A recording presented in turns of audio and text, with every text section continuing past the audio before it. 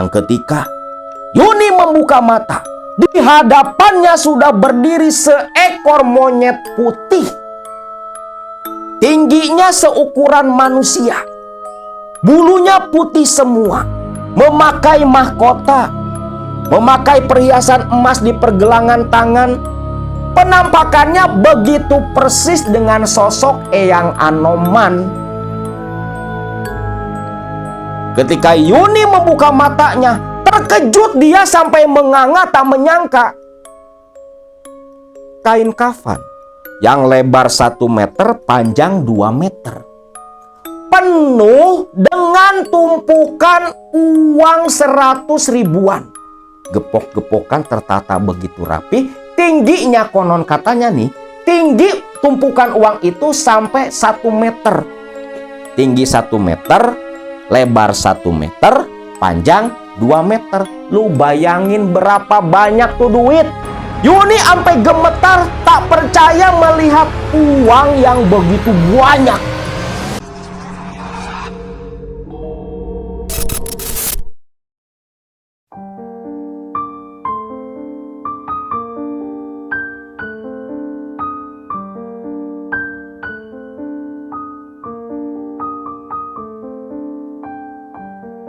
Assalamualaikum warahmatullahi wabarakatuh. Salam sejahtera buat semua Baraya KMS dimanapun kalian berada. Kali ini Akang membagikan sebuah kisah tentang masih seputar di dunia pesugihan.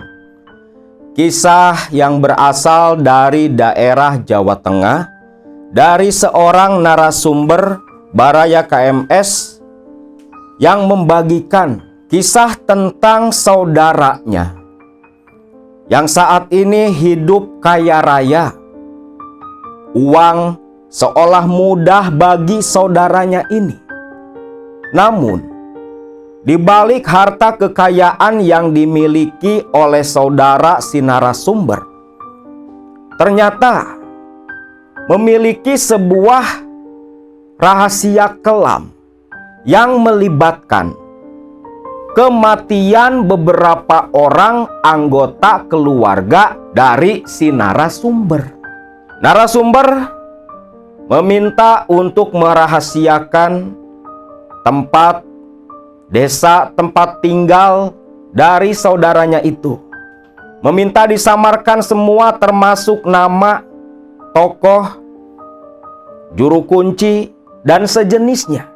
Dikarenakan si pelaku masih hidup dan berjaya, dan narasumber dilanda ketakutan, takut dirinya suatu hari nanti bernasib sama seperti anggota keluarga lain yang meninggal dunia. Di sebuah desa di Jawa Tengah, sebut saja Desa Sukolilo. Di Sukolilo ini tinggal sebuah keluarga, pasangan suami istri yang bernama Aceng dan Edoh. Mereka bukan asli orang Jawa, tetapi perantauan dari daerah Jawa Barat yang sudah begitu lama bermukim di sana. Aceng dan Edoh mempunyai 5 orang anak. Dengan latar belakang keluarga yang cukup sederhana, bisa dibilang kehidupan keluarga dengan 5 orang anak ini cukup sejahtera. Anak pertama bernama Yuni, seorang perempuan yang hidup penuh dalam tekanan, di mana keluarga Yuni,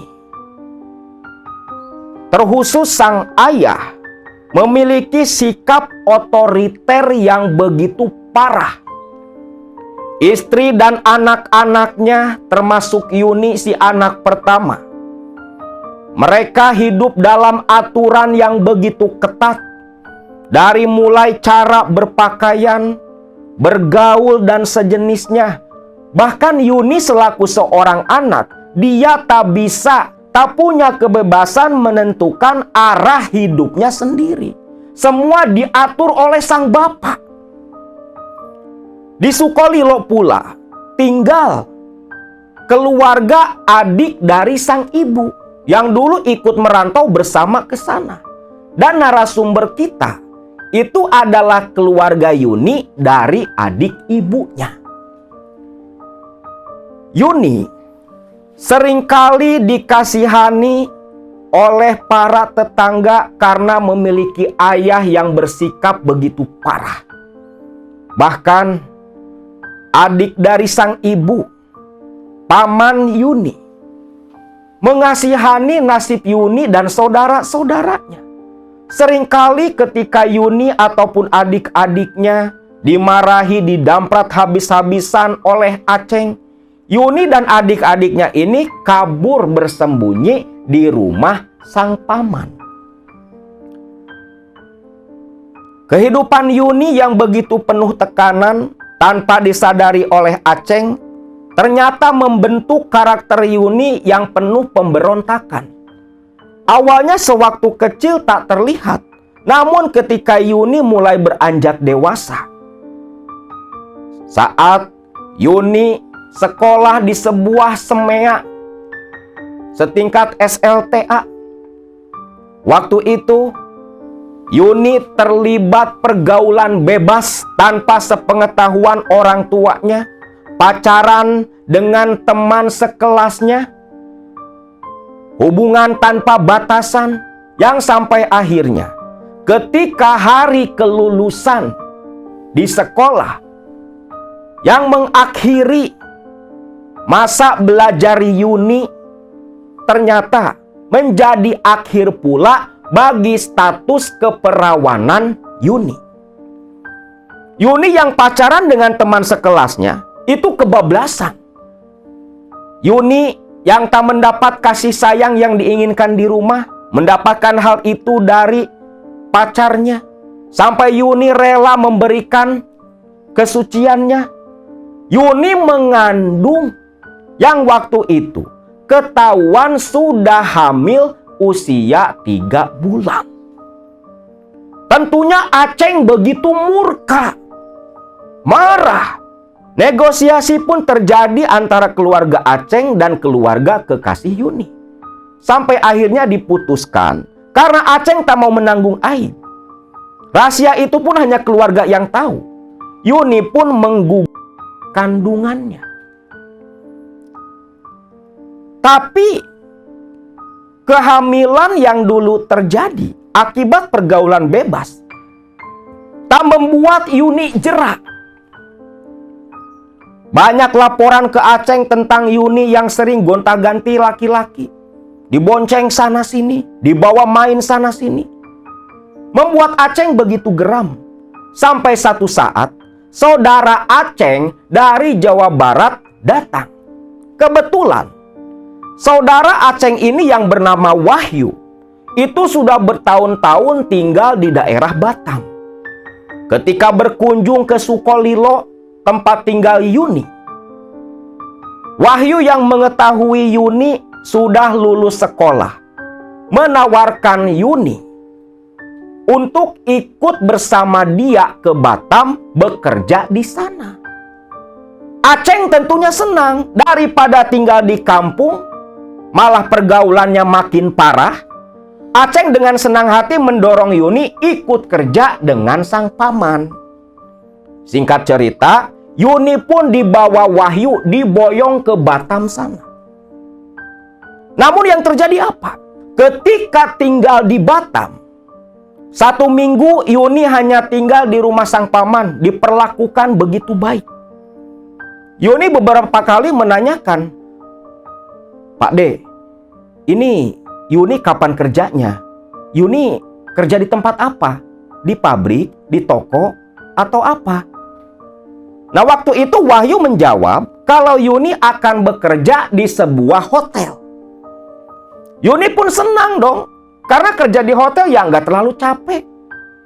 Namun siapa sangka, menginjak minggu kedua tinggal di Batam, Yuni dibawa oleh Wahyu ke tempat kerja Yuni nanti, yang ternyata Yuni malah dipekerjakan di sebuah spa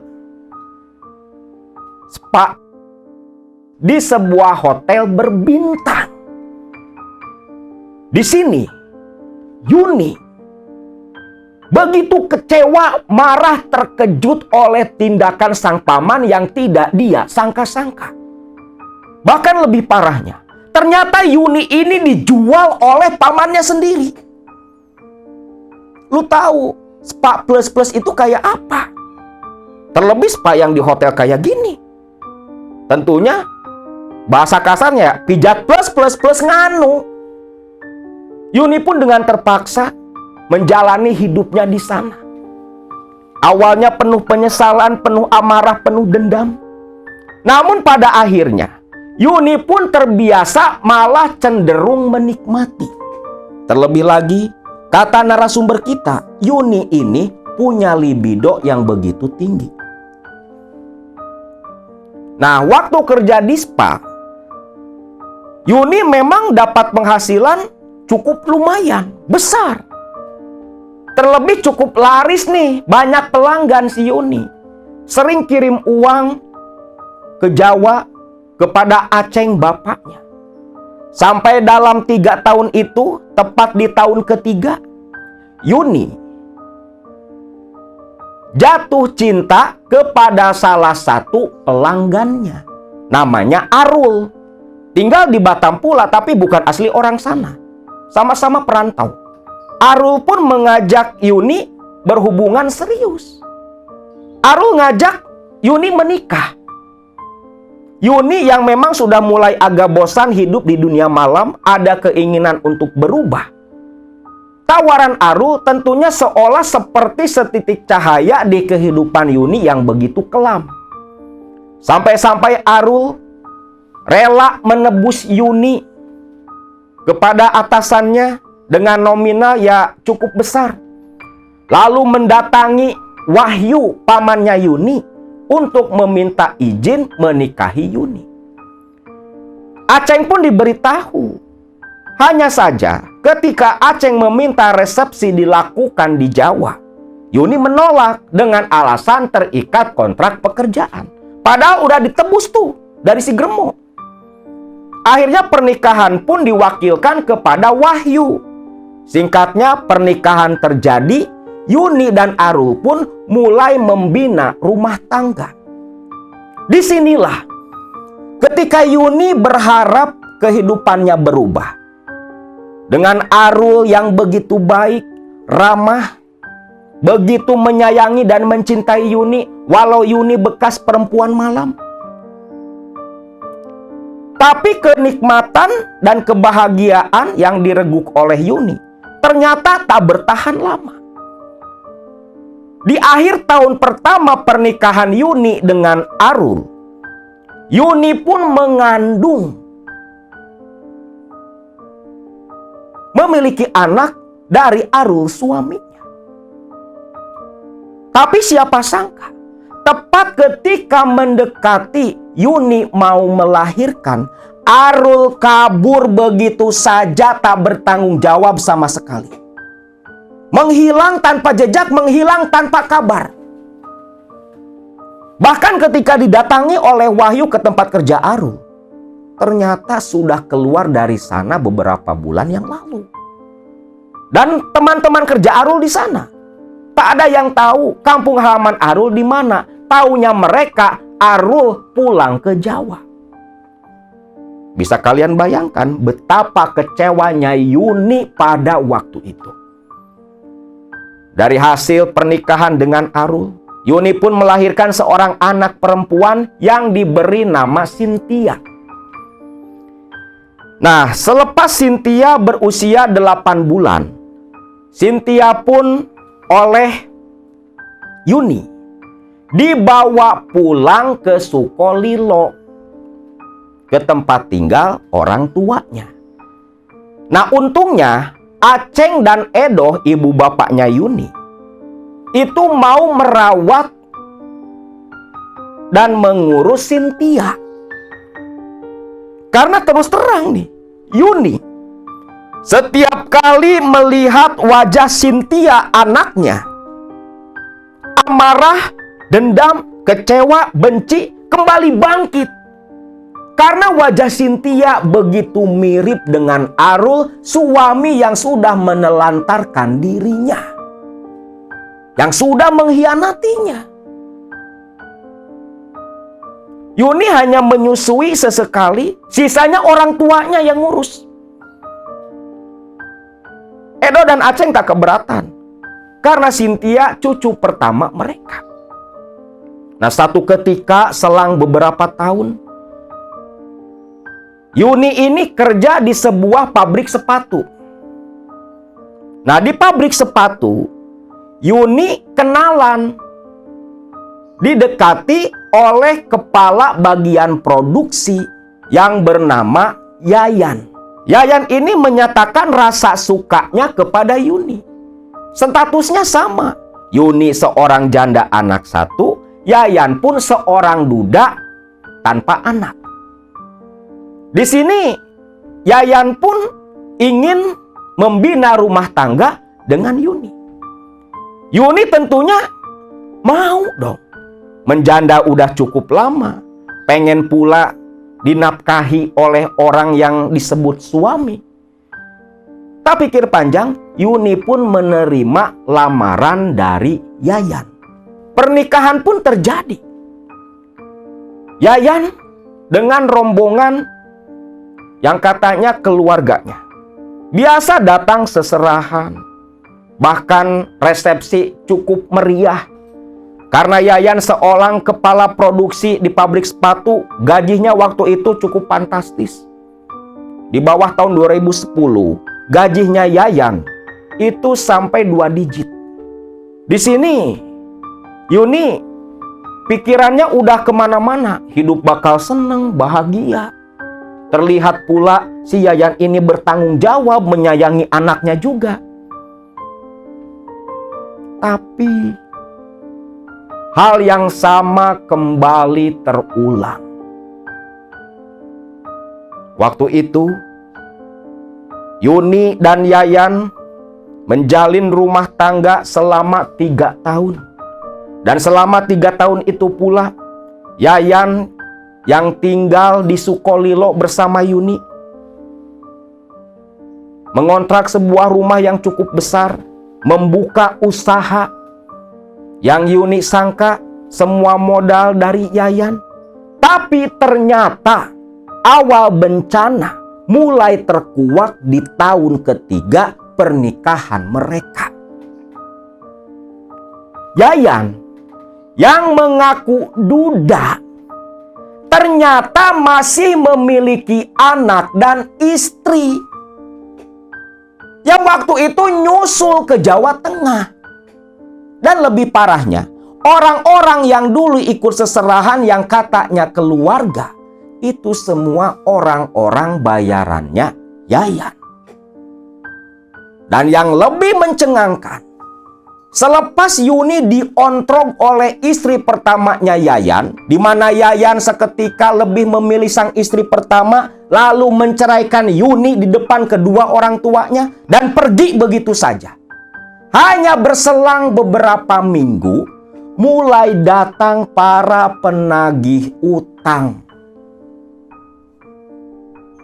Ternyata modal yang digunakan untuk usaha, modal yang digunakan untuk dulu menikahi Yuni, semua hasil pinjam. Ada yang dari bank, ada yang dari rentenir, yang nilainya begitu fantastis, menyentuh angka 100 juta lebih. Yang lebih parah, hutang ke bank itu atas nama Yuni. Nominalnya sekitar 80 juta. Coba bayangkan, gak stres gimana Yuni pada waktu itu. Dikejar-kejar utang yang entah kapan bisa nyicil, bisa bayar. Karena Yuni udah gak kerja lagi di pabrik sepatu. Orang tuanya pun sudah tua. Tak bisa lagi usaha seperti dulu waktu masa muda. Dengan terpaksa, Yuni pun kerja apa saja untuk sedikit menyicil hutang yang entah kapan bisa lunas. Yuni betul-betul terpuruk. Sampai satu saat, Yuni yang memang sifatnya berubah menjadi temperamental, sering marah-marah, bahkan tak jarang Cynthia, anak yang tak tahu apa-apa, yang selalu mengingatkan kepada Arul si pengkhianat. Yuni sering melampiaskan amarah kepada Cynthia. Dipukullah, dicubit, dibentak, kadang ditendang. Untungnya Aceng dan Edo selalu melindungi Cynthia. Nah, satu ketika Yuni ini yang sudah betul-betul stres curhat ke Aceng bapaknya. Bicara empat mata dengan sang bapak. Yuni minta tolong, minta jalan keluar ke bapaknya. Pak, Yuni harus bagaimana, Pak? Hutang Yuni menggundung. Entah kapan Yuni bisa melunasi hutang-hutang itu. Bapak dan ibu juga jadi ikut terlibat, harus membantu membayari hutang. Yuni harus bagaimana, Pak? Nah, di sini tak disangka-sangka Aceng dia berkata, Yun, coba kamu temuin si Mbah Kusnen. Coba minta tolong dia. Kawan bapak dulu. Hutang-hutangnya bisa lunas dibantu oleh si Mbah Kusnen. Maksud bapak apa? Emang Mbah Kusnen itu siapa, Pak? Mbah Kusnen itu dukun sakti di kampung kita. Dia bisa bantu masalah kamu, Yun. Bapak tahu betul kawan bapak dulu lebih parah dari kamu. Masalahnya selesai oleh Mbah Kusnen. Temuilah dia. Siapa tahu kamu berjodoh dengan Mbah Kusnen. Ucap si Aceng. Nih bapaknya nyaranin Yuni ke dukun. Didorong oleh sang bapak. Bahkan bapaknya menyanggupi mencari modal kalau diperlukan. Yuni pun pergi mendatangi rumah Mbah Kusnen yang tak jauh dari kediamannya. Singkat cerita, saat itu malam hari Yuni sudah tiba di halaman rumah si Mbah Kusnen. Yuni beruluk salam, suara serak lelaki paruh baya pun terdengar membukakan pintu. Yang lantas mempersilahkan Yuni masuk. Karena Mbah Kusnen ini tahu sama si Yuni. Wong satu kampung kan, rumah gak jauh pula. Bisa dianggap tetangga. Setibanya di dalam, Yuni ditanyai oleh Mbah Kusnen tentang maksud dan tujuannya ke sana. Gak biasanya gitu. Nah, di sini Yuni berterus terang meminta tolong untuk menyelesaikan masalah utang piutang. Itu loh, Mbah. Kata bapak, temen bapak dulu dibantu sama Mbah Kusnen pula. Sampai hutangnya yang lebih besar dari Yuni bisa selesai. Bahkan sekarang hidupnya enak, sejahtera. Gak kekurangan. Yuni pengen seperti itu, Mbah. Yakin kamu, Nduk? Pengen seperti kawan bapakmu? Yakin, Mbah? Yuni yakin, Mbah. Yuni sudah bingung, Mbah, harus kemana. Nduk, kawan bapakmu itu menempuh jalur hitam untuk menyelesaikan permasalahannya. Jalur hitam? Maksud Mbah Kusnen apa, Mbah? Yuni ini kan memang awam ya sama hal-hal seperti itu. Dia gak tahu. Nah, Mbah Kusnen pun menjelaskan kalau ternyata kawan dari Aceng itu mengambil jalur hitam, jalur pesugihan, jalur persekutuan dengan setan. Pesugihan, Mbah? Iya, Nduk. Kawan bapakmu itu pesugihan. Ngipri dia. Kawin sama siluman ular. Waduh, jadi Yuni pun harus ikut pesugihan pula, toh, Mbah? Ya iya. Karena tak ada cara lain. Simbah cuma bisa bantu urusan seperti itu. Tapi entah pesugihan apa yang cocok untukmu. Karena setiap orang itu berbeda. Ada jodoh-jodohnya, ucap Simbah Kusnen. Lantas bagaimana, Mbah? Sebentar, kamu tunggu dulu di sini, Nduk. Biar Simbah coba ritual dulu sebentar. Mencari wangsit, minta petunjuk. Pesugihan opo sing cocok untukmu. Yuni pun hanya mengangguk saja, walau dalam hati perang batin dia. Satu sisi dia tahu pesugihan itu tak baik, murtad, syirik, dosa yang begitu besar. Tapi di sisi lain, Yuni ingat kejaran utang segala macam yang gak bakal sanggup dia lunasi walaupun seumur hidup. Yuni hanya menatap kepergian Mbah Kusnen, berjalan pelan ke dalam kamarnya. Yuni hanya duduk termenung sendiri. Dia sempat tersentak ketika mencium asap kemenyan yang tentunya berasal dari kamar ritual Simbah Kusnen. Agak merinding Yuni waktu itu, karena hawa langsung terasa berbeda ketika asap kemenyan tercium di kediaman Mbah Kusnen. Seolah rumah Mbah Kusnen menjadi tempat yang berbeda.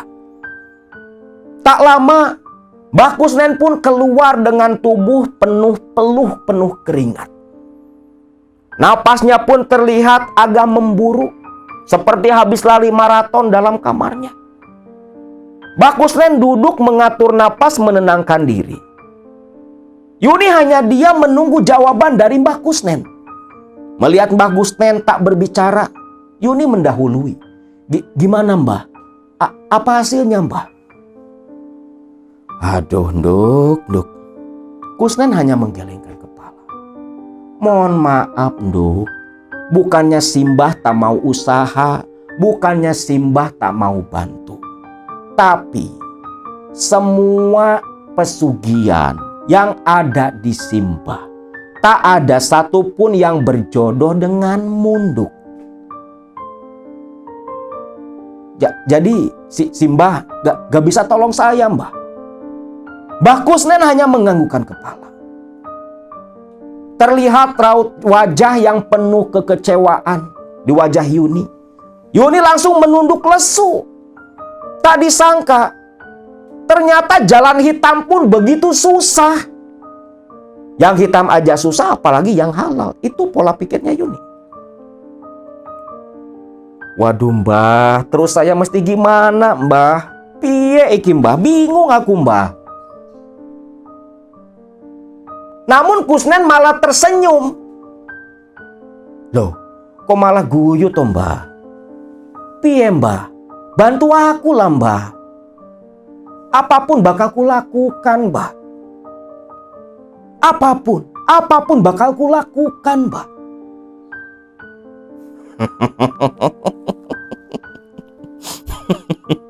Mbah Kusnen malah tertawa ketika Yuni berkata sanggup melakukan apapun asal Mbah Kusnen mau bantu. Iso, Nduk. Iso. Simbah iso bantu. Siji syaratnya. Apa, Mbah? Syaratnya apa, Mbah? Sini, biar Simbah tak bisikin, ucap Mbah Kusnen. Nah, Mbah Kusnen itu ya sama bapaknya si Yuni, si Aceng, itu paling selisih umur 6 tahunan. Belum terlalu tua. Yuni pun mendekatkan kepalanya ke samping kepala si Mbah Kusnen. Dan ketika Mbah Kusnen membisikkan syarat yang diminta, sempat tersentak si Yuni ini. Walah, Mbah. Opo ndak ada cara lain toh, Mbah? Gak ada. Cuman itu syarat Simbah minta. Kamu tahu kan, Simbah sudah 15 tahun ditinggal mati istrinya Simbah. Bagaimana? Apa kamu mau? Kalau kamu sanggup, Simbah bakal bantu. Dan Simbah yakin kamu akan berhasil, hutangmu lunas, dan kamu bisa hidup bergelimang harta.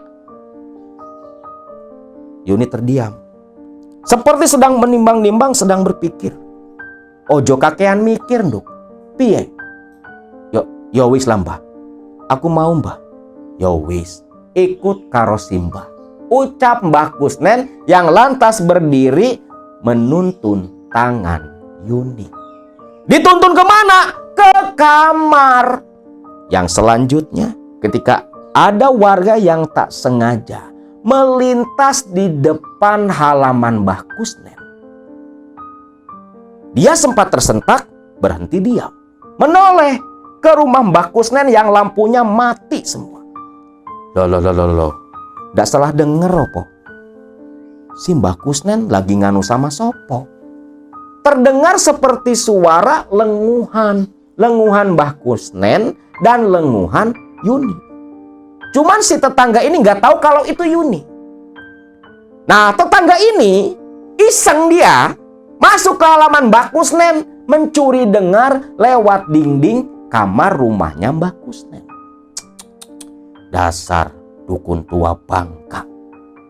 Iso-iso wae nyari wong wedok, ucap tuh tetangga itu. Bisik-bisik tentunya. Dia pun tak peduli lantas meninggalkan rumah Mbah Kusnen. Dan tepat tengah malam, sosok Yuni yang kelelahan dengan rambut kusut, tubuh penuh peluh, keluar dari kamar Mbah Kusnen.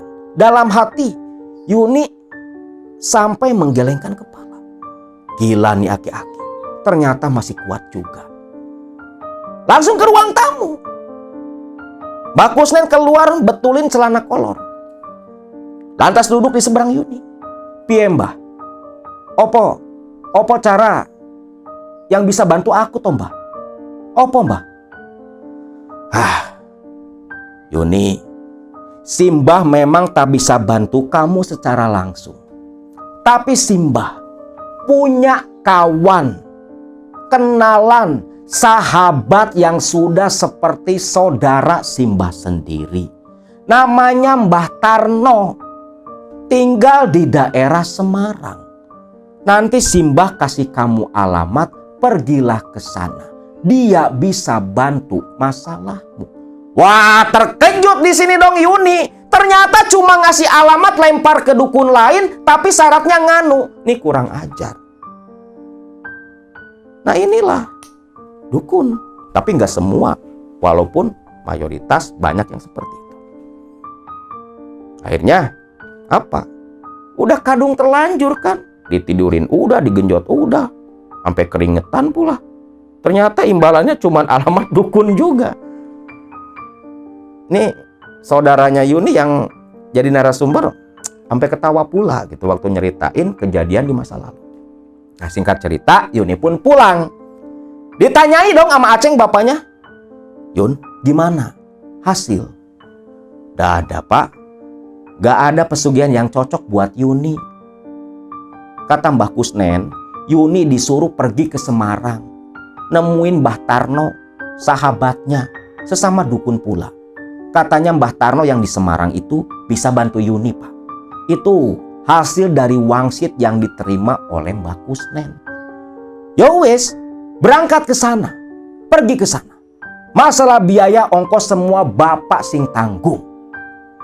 Yang penting masalah kamu selesai. Masalah bapak pun selesai. Bapak udah gak sanggup lagi Yun kerja keras buat bayarin utang-utang. Pergilah ke sana. Tapi Pak, kata Mbah Kusnen, disuruh pikir-pikir dulu Pak. Soalnya syaratnya cukup berat pula. Allah, syarat apa? Semua ikhtiar ya mesti ada pengorbanan. Itu sudah hal biasa. Paling ya urusannya mahar, duit. Wes lah, bapak sing cari nanti. Bapak nyari pinjaman. Ucap Aceng. Yuni pun mengangguk paham.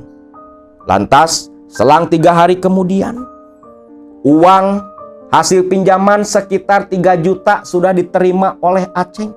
Uang itu pun diserahkan kepada Yuni anaknya. Dan perlu diketahui ini semua, ibunya Yuni tidak tahu. Hanya antara Aceng dan Yuni. Adik-adik Yuni pun gak ada yang tahu. Nah, di sini Yuni bingung.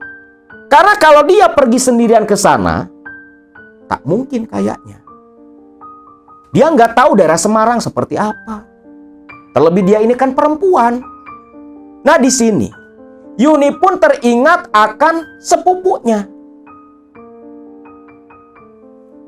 Ade. Namanya Ade. Anak dari adik ibunya Yuni. Anak pamannya tuh yang tinggal di Sukolilo juga. Tempat Yuni dulu sering kabur ke sana, sembunyi di sana. Dan Ade ini sepupu yang terkenal cukup dekat hubungannya dengan Yuni. Dan Ade inilah narasumber kita. Makanya dia tahu betul. Nah, waktu itu Yuni datang ke rumah sang paman. Mang, si Ade mana, Mang? Ada tuh dalam kamar. Ada apa, Yun? Ada perlu, Mang. Mau minta antar. Loh, mau kemana? Mau ke Semarang, Mang. Ada perlu, masalah pekerjaan. Oh, yo wes tuh, adekmu di kamar, bangunin saja, ucap pamannya itu. Singkatnya Yuni dan si Ade ini pun bicara nih. Ade ini bisa dibilang ya orangnya bisa jaga rahasia lah. Dan tahu betul Yuni ini sifat Ade bagaimana. Gak bakal bocor si Ade ini. Nah, Yuni terang-terangan minta tolong Ade untuk menemani dirinya menemui seorang dukun pesugihan di daerah Semarang. Awalnya Ade menolak, tapi Yuni mohon-mohon. Yuni mohon-mohon ke si Ade. Akhirnya Ade pun luluh dan bersedia menemani Yuni ke Semarang sana. Akhirnya di hari yang sudah disepakati oleh Yuni dan si Kang Ade, mereka berdua pun berangkat ke daerah Semarang, Jawa Tengah. Naik bis pada waktu itu. Perjalanan terbilang cukup jauh ke Semarang sana. Makan waktu dengan kendaraan umum sekitar 4-5 jam jarak tempuh yang harus mereka lalui. Waktu itu yang jadi tujuan mereka berdua, tempat tinggal orang yang bernama Mbah Tarno. Itu sebuah desa di Kecamatan Sumowono, Kabupaten Semarang, Jawa Tengah. Mereka hanya bermodalkan alamat. Untungnya si kenek bus itu baik. Dia mengarahkan, oh kalau mau ke daerah sini Mbak, nanti turun di sini, naik angkutan umum lagi. Kalau nggak salah sekitar 1 jaman lah Mbak dari tempat perhentian kita nanti. Dikasih arahan tuh sama si kondektur bus itu. Singkat cerita, tiba di tujuan sudah masuk daerah Semarang. Turun dari bis, yang jelas bukan di terminal ya. Turun dari bis. Berdasarkan arahan si kondektur, Yuni dan Ade pun naik angkot. Habis naik angkot, sempat naik ojek pula. Karena memang gak ada kendaraan seperti angkot yang masuk ke desa tempat tinggal si Mbah Tarno ini. Begitu tiba di desa tujuan, ternyata mereka harus menempuh dengan berjalan kaki. Diarahkan oleh seorang warga di desa itu. Konon katanya, desa tempat tinggal si Mbah Tarno ini tak jauh dari desa Kemitir. Nah, mungkin ada teman-teman dari Semarang tahu desa Kemitir ya. Katanya nggak jauh dari desa Kemitir. Singkatnya, mereka berdua pun tiba di rumah si Mbah Tarno diantarkan oleh warga di sana. Setibanya di rumah Mbah Tarno, yang kebetulan Mbah Tarno baru selesai melayani pasien yang datang ke rumahnya, Yuni dan si Ade langsung masuk beruluk salam, bersalaman dengan Mbah Tarno. Mbah Tarno ini orangnya udah agak tua, badannya kekar walau udah keriput, namun begitu ramah. Membuat Yuni dan Ade walau baru pertama bertemu sudah merasa nyaman ketika berhadapan berbicara dengan si Mbah Tarno. Auranya bagus Mbah Tarno ini. Nah di sini Mbah Tarno menanyai Yuni dari mana, ada keperluan apa. Yang tentunya Yuni jelaskan semua. Ini loh Mbah, saya berdua dari Sukolilo Mbah. Saya tahu ke tempatnya Mbah Tarno. Itu disuruh oleh Mbah Kusnen, sesepuh di kampung saya Mbah. Kusnen Deleng, Duk. Tahu Deleng kan? Matanya agak juling ya. Kusnen Deleng. Loh, iya Mbah. Mbah Kusnen Deleng, Mbah. Yo kenal. Itu sobatnya Simbah. Sudah seperti saudaranya Simbah pula. Dulu sempat sama-sama bareng Simbah tapa di tempat keramat. Jadi si Kusnen yang ngarahin kamu ke tempatnya Simbah. Iya Mbah. Tolong saya Mbah, bantu saya. Saya ingin hutang-hutang saya lunas. Masalah keuangan selesai. Saya pengen hidup senang seperti orang lain Mbah. Tolonglah Mbah, tolong. Yo wis. Simbah memang bisa bantu kamu. Memang sudah betul si Kusnen ngarahin kamu ke tempatnya Simbah.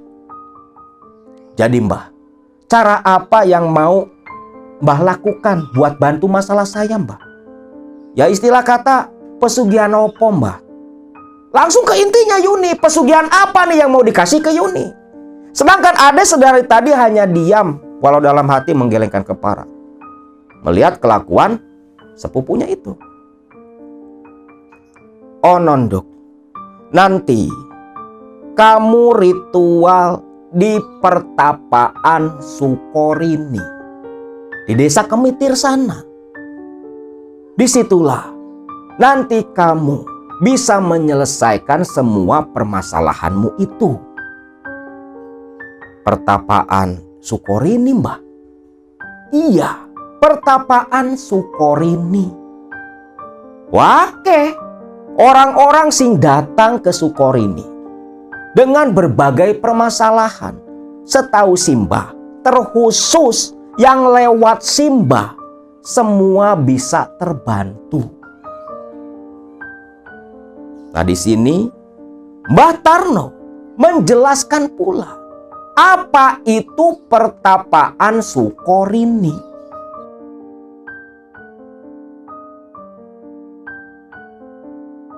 Pertapaan Sukorini terletak tepat di puncak Bukit Sukorini. Bukit yang seluas 100 meter persegi. Itu banyak dikunjungi dan didatangi oleh berbagai orang dari beberapa wilayah. Bukan hanya dari Pulau Jawa, ada yang dari luar pulau, bahkan dari luar negeri pun konon katanya pernah datang berkunjung ke pertapaan Sukorini.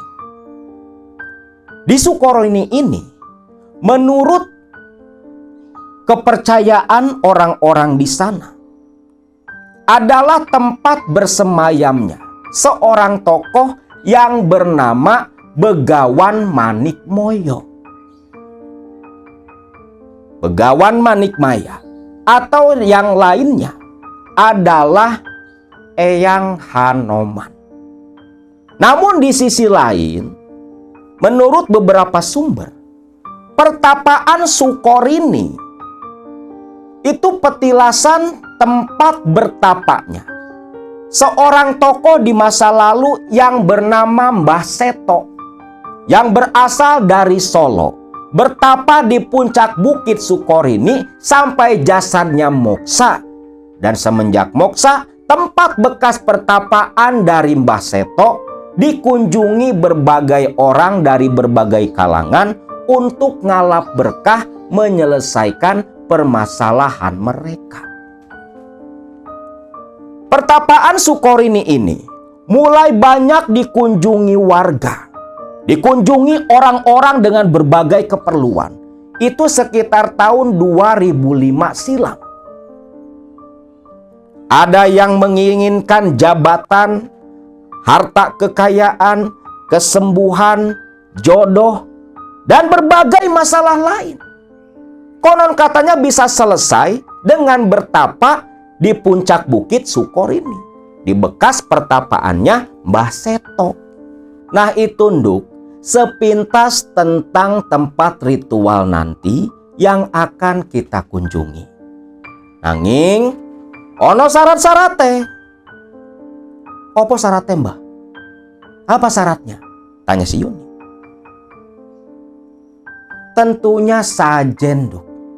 Sajen harus disediakan sebelum kita ritual di sana. Umbo rampe, kembang telon, kembang setaman, buhur, menyan Arab, dupa penganten, dan sesaji lain yang tentunya harus kita bawa dari sini sebelum berangkat ritual ke puncak Bukit Sukor ini. Gampang lah Mbah. Saya minta Mbah Tarno yang sediakan semua. Biaya biar saya yang tanggung. Kira-kira berapa Mbah? Mbah Tarno pun hanya mengangguk tersenyum saja. Dan Mbah Tarno pada waktu itu konon katanya minta biaya sekitar 1,5 juta. Untuk keperluan sesaji dan media ritual di puncak Bukit Sukor ini. Yuni pun setuju. Uang 1,5 juta lantas diserahkan kepada Mbah Tarno.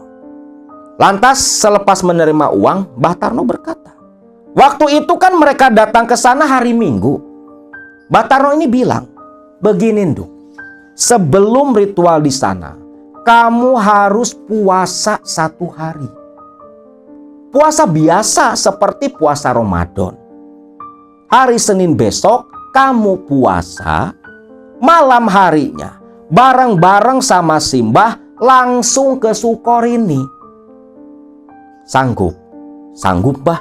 Lawang cuma sehari, sanggup Mbah. Tapi Mbah, opo kira-kira bakal berhasil Mbah? Simbah jamin. Kalau sampai tak berhasil, semua uang akan Simbah kembalikan. Kalau perlu, tak tambahi sama telinga kanannya Simbah. Bebas, kamu potong sebagai bentuk pertanggungjawabannya Simbah. Wah, di sini Yuni makin yakin dong. Jarang-jarang ada dukun sampai jaminin telinganya sendiri. Akhirnya hari itu pun, hari Minggu itu, Yuni dan si Ade menginap di kediamannya Mbah Tarno. Esoknya Yuni puasa, biasa sahur jam 3:30 subuh. Lalu ketika waktu buka, Yuni hanya diperbolehkan buka puasa segelas air putih dan semangkuk bubur ketan hitam. Kebayang tuh muleknya gimana perut. Buka puasa cuman bubur ketan hitam yang panas ketika masuk perut sama segelas air putih. Tapi itu Yuni lakukan demi kelancaran ritual. Selepas selesai buka puasa jam 7 malam, Mbah Tarno dengan Yuni pun lantas menuju ke desa Kumitir yang jadi tujuan utama Bukit Sukor ini, di mana tempat ritualnya tepat berada di puncak Sukor ini yang memang sering dikunjungi orang-orang dengan tujuan serupa seperti Yuni. Tiba di kaki Bukit Sukor ini, yang saat ini kalian semua pasti tahu dijadikan tempat wisata. Bukit Sukor ini yang berdiri di ketinggian 1100 mdpl. Hawanya terasa begitu dingin. Bahkan semakin naik ke atas itu oksigen agak tipis. Yuni dituntun Simbah Tarno menaiki anak-anak tangga beton yang begitu licin karena penuh dengan lumut. Karena vegetasi di sana yang begitu dingin. Begitu hati-hati Yuni melangkah, terlebih tanpa penerangan sama sekali. Yuni meniti 150 anak tangga untuk sampai ke puncak Bukit Sukorini.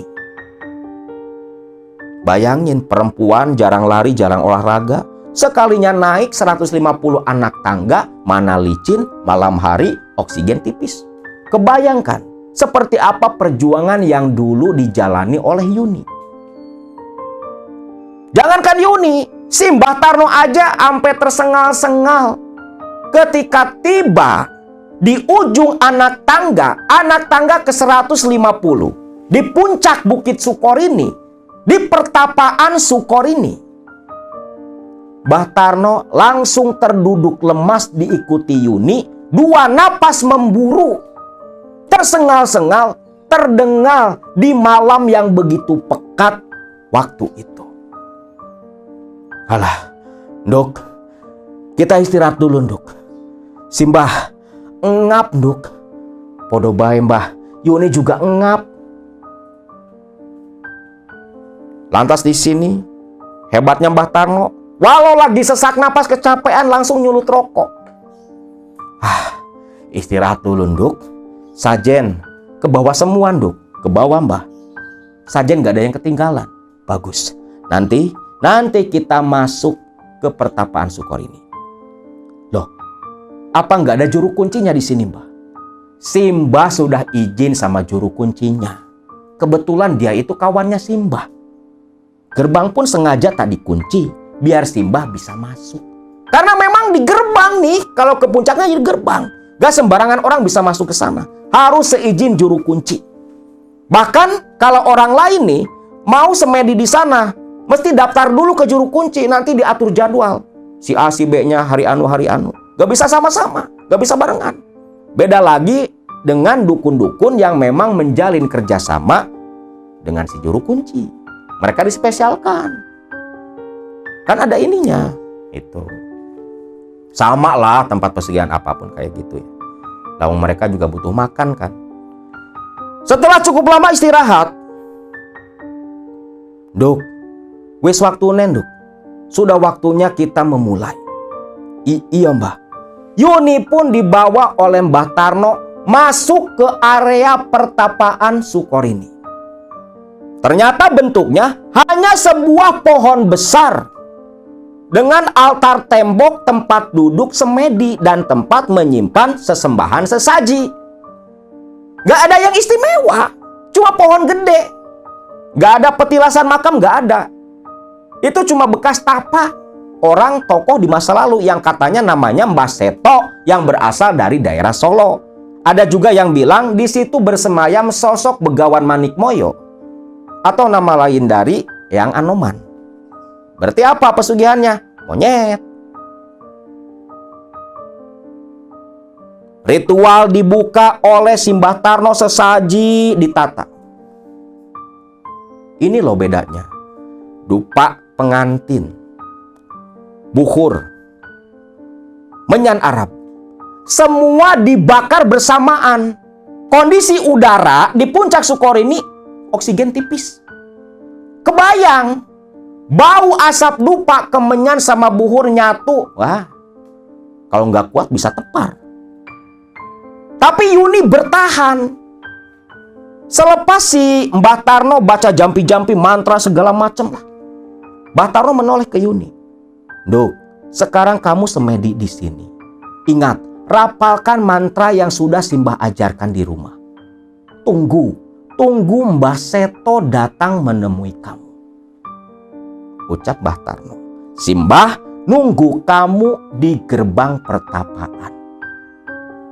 Yuni pun mengangguk. Lantas Mbah Tarno pergi ke gerbang pertapaan menunggu prosesi pertapaan Yuni selesai. Yuni setelah ditinggalkan oleh Mbah Tarno, dia duduk sila menghadap asap dupa, kemenyan, dan bukhur yang begitu pekat sampai sesek dada Yuni. Dengan posisi tangan seperti orang berdoa menempel di atas lutut, Yuni mulai merapalkan mantra yang diajarkan Mbah Tarno sewaktu di rumah. Mantra yang terbilang pendek. Hanya saja narasumber gak tahu mantranya seperti apa. Nah, pas lagi ngalunin mantra, Nggak lama, sekitar 1 jam lebih, selepas mulai melantunkan mantra berulang-ulang, tiba-tiba di keheningan malam di puncak Bukit Sukorini, ketenangan yang dirasakan oleh Yuni pecah oleh suara pekikan monyet di atas pohon tempat Yuni semedi. Yang ketika Yuni membuka mata, di hadapannya sudah berdiri seekor monyet putih.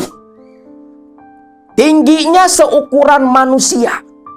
Bulunya putih semua. Memakai mahkota. Memakai perhiasan emas di pergelangan tangan. Dan di bagian tangan seperti ini. Seperti siger dan gelang-gelang layaknya orang-orang di zaman kerajaan. Penampakannya begitu persis dengan sosok Eyang Anoman di cerita Ramayana. Nah, di sini sosok ini mengaku bernama Mbah Seto. Loh, Mbah Seto itu kan manusia. Tapa, moksa, kok jadi monyet?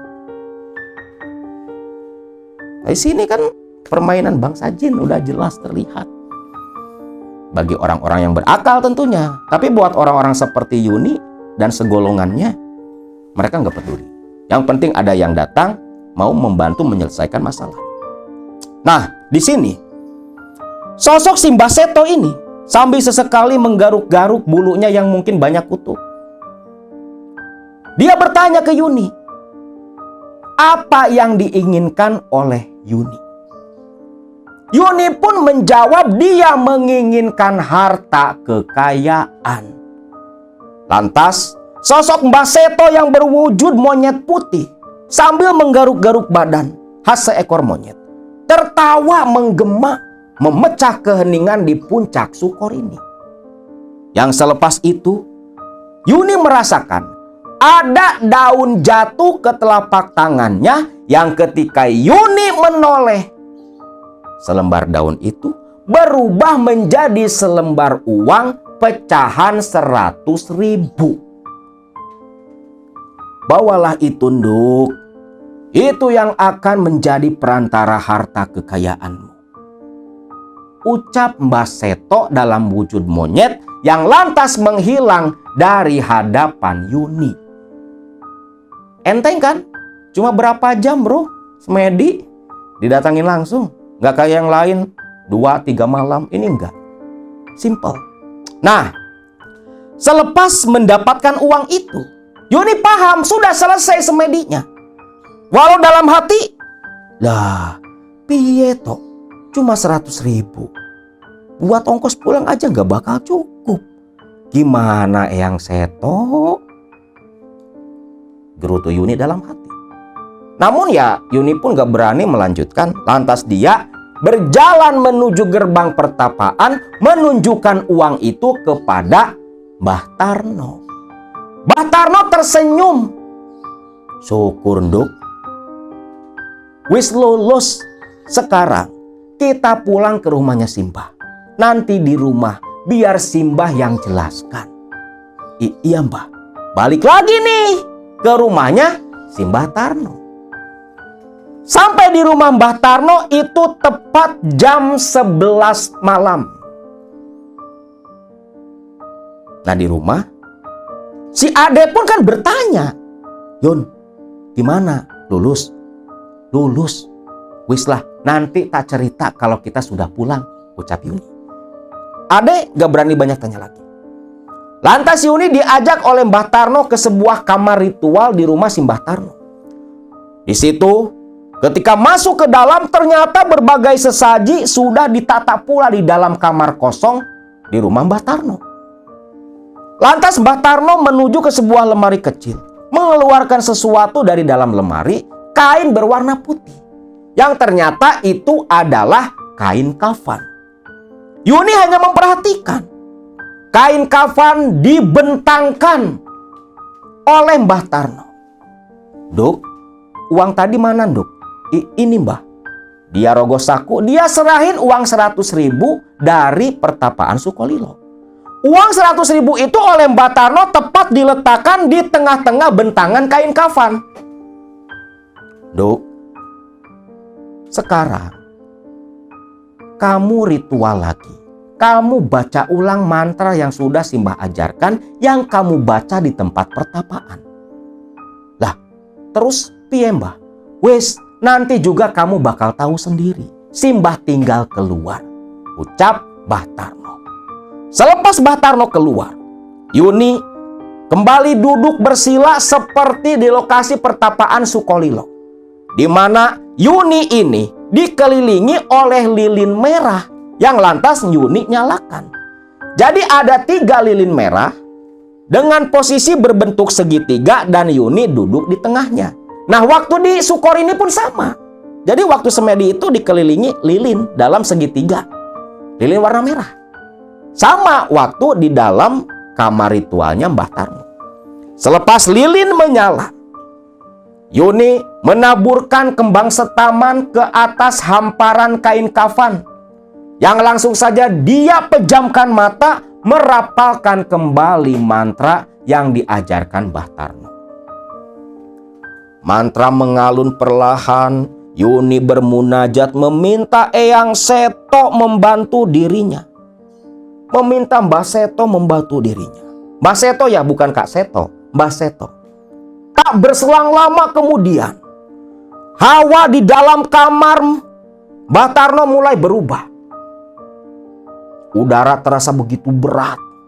Hawa terasa lembab, dingin, seperti waktu semedi di puncak bukit Sukor ini.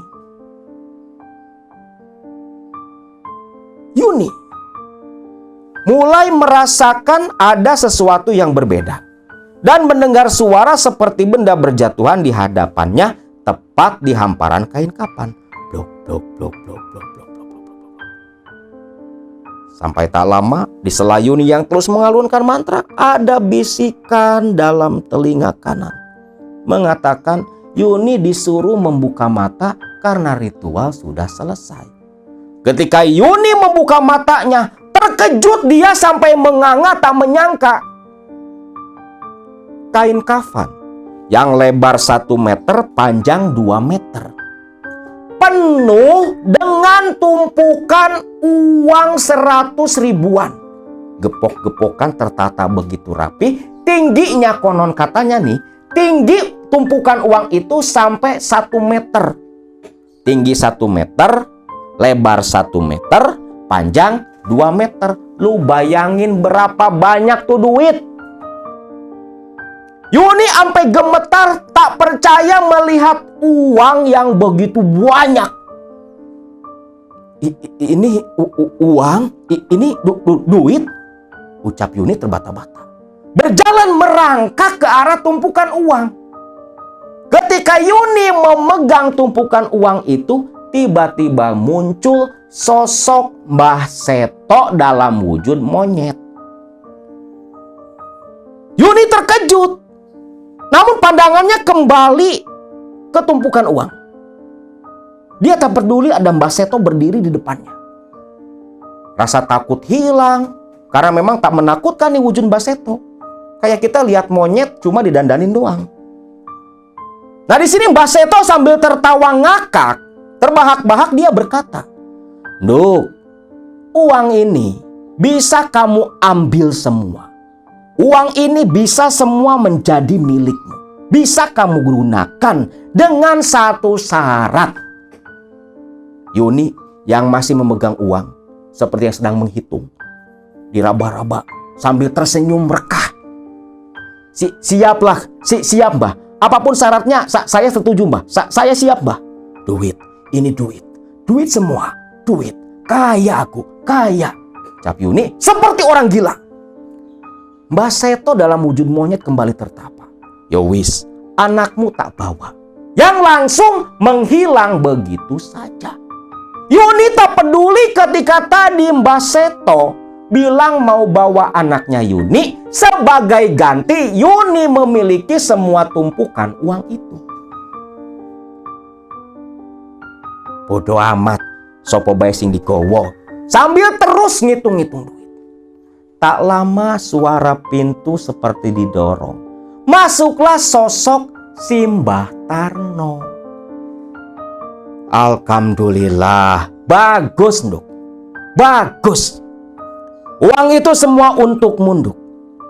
Iya Mbah, makasih ya Mbah. Sudah bantu Yuni Mbah. Mbah Tarno hanya mengangguk tersenyum. Nanging Nduk, Mbah Seto opo wis datang? Wis Mbah, wis datang, wis mulih Mbah. Yo wis, uang itu sudah resmi jadi milik kamu. Nanging ono syarat terakhir Nduk. Syarat terakhir? Syaratnya opo Mbah? Haha, di sini nih kurang ajar ya. Simbah Tarno ternyata sama cabulnya sama Simbah Kusnen. Tapi Yuni yang sudah melihat hasilnya sendiri, duit tumpukan, apa salahnya cuma layani lelaki tua seperti Mbah Tarno? Akhirnya apa? Ya terjadi. Nah di sini beberapa kali pernah Akang sampaikan ke kalian semua.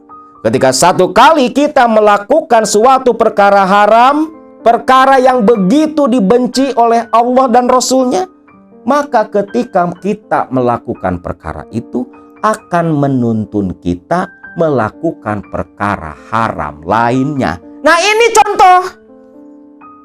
Wis muja setan, murtad, syirik, jinah. Datang ke dukun aja kan tahu sendiri, dosa, dilarang oleh Rasulullah. Ini berarti apa? Bertumpuk-tumpuk. Hati-hati. Akan tegaskan lagi, sekali kita melakukan satu perkara yang diharamkan oleh Allah, maka akan menuntun kita melakukan perkara haram lainnya. Itulah yang terjadi kepada Yuni dan pasti terjadi kepada siapapun yang melakukan perkara haram apapun. Bisa dijamin. Bisa dijamin. Nah, selepas selesai melayani Mbah Tarno dengan tubuh masih belepotan cairan nista. Yang kasihan Ade. Ade di kamar nggak bisa tidur karena mendengar suara ribut, aksi tunggang menunggang dua makhluk biadab di kamar sebelah. Kasihan Ade. Tapi mau gimana lagi? Dia hanya mengantar sepupunya karena kasihan. Nah besok paginya nih, hari Selasa, Yuni minta tolong Mbah Tarno untuk mencarikan mobil sewaan. Buat apa? Buat bawa duit bro. Bahkan Mbah Tarno membantu Yuni ke pasar belanja apa? Belanja tas. Kan gak mungkin dong duit ditumpukin gitu aja dalam mobil rentalan. Oh, bisa jadi target maling dong. Masukin ke tas, ada yang ke karung, baru dimasukin ke dalam mobil yang kebetulan supirnya itu tetangga Mbah Tarno sendiri. Dengan mobil rentalan waktu itu, Yuni yang tak berhenti tersenyum sepanjang perjalanan pulang kembali ke Sukolilo membawa tumpukan uang yang kira-kira kata narasumber kata Kang Ade sekitar 1 M lebih pada waktu itu. Namun siapa sangka ketika tiba di Sukolilo, tiba di halaman rumah Yuni, baru saja menurunkan semua barang bawaan berupa tumpukan uang ke dalam rumah. Selang beberapa jam, Yuni yang memang kelelahan tertidur lelap. Sedangkan ibu bapaknya hanya terbelalak melihat tumpukan uang dalam tas dan karung. Sang ibu mau bertanya dilarang oleh Aceng suaminya. Di tengah Aceng yang sedang sibuk memegangi, menghitung tumpukan-tumpukan uang. Di tengah Yuni yang tertidur lelap kelelahan, di saat ada yang sama tidur pula di kediamannya. Dikala ibu Yuni ikut menghitung duit pula. Saat itulah terdengar oleh Aceng dan istrinya suara pekikan monyet yang tak lama disertai oleh suara jeritan Cynthia, cucu pertama mereka, anak pertama Yuni.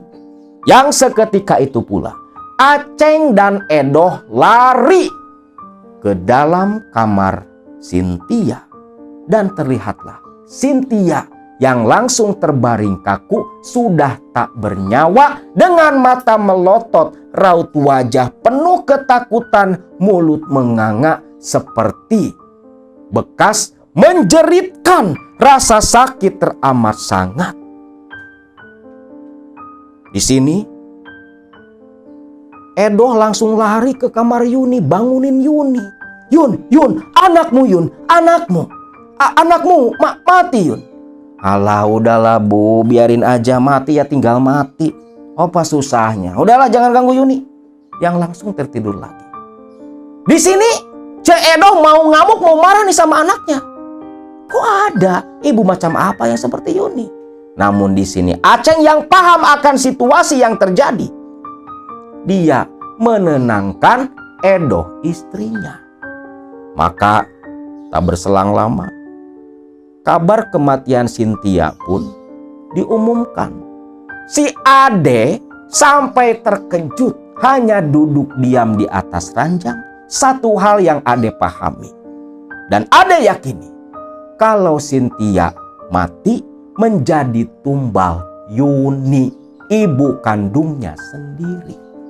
Dan memang betul lah, selepas pasca kematian Cynthia, Yuni yang mempunyai hutang cerita kepada Ade menceritakan semua perjalanannya dari mulai ke Mbah Kusnen sampai mendatangi Mbah Tarno dan semedi di puncak Bukit Sukorini. Semenjak itu kehidupan Yuni berubah. Sampai Yuni ini pindah dari Sukolilo, pindah ke kota. Ade pun sempat diberi uang cukup banyak oleh Yuni. Namun Ade ketakutan, takut uang itu uang tumbal. Makanya uang itu Ade berikan ke sebuah pesantren kecil. Dan tentunya Ade bilang uang itu hasil apa, tapi masih diterima oleh si kiainya. Dan betul lah, di tahun berikutnya, kata si Kang Ade, ibunya Yuni lah yang meninggal dunia. Dan menurut Kang Ade, narasumber kita, hingga saat ini sudah terbilang ada 4 orang anggota keluarga yang sedarah dengan Yuni yang meninggal dunia, termasuk adiknya. Ade yakin ke-4 orang ini, 5 dengan Cynthia, semua pasti jadi tumbal keserakahan Yuni. Karena dari semua orang yang mati ini ada satu kesamaan. Posisi jenazah mirip dengan Cynthia. Mata melotot, mulut menganga, raut wajah penuh ketakutan. Dan malam hari sebelum ditemukan meninggal, beberapa orang mengaku mendengar suara pekikan monyet, bahkan sampai ada yang mengatakan sempat melihat sekilas kelebatan monyet berwarna putih. Akhirnya apa? Ade makin lama makin takut. Takut dirinya akan mengalami hal serupa. Takut menjadi tumbal Yuni sepupunya. Yang akhirnya Ade pun membagikan kisahnya itu, kisah perjalanan Yuni, ke kita.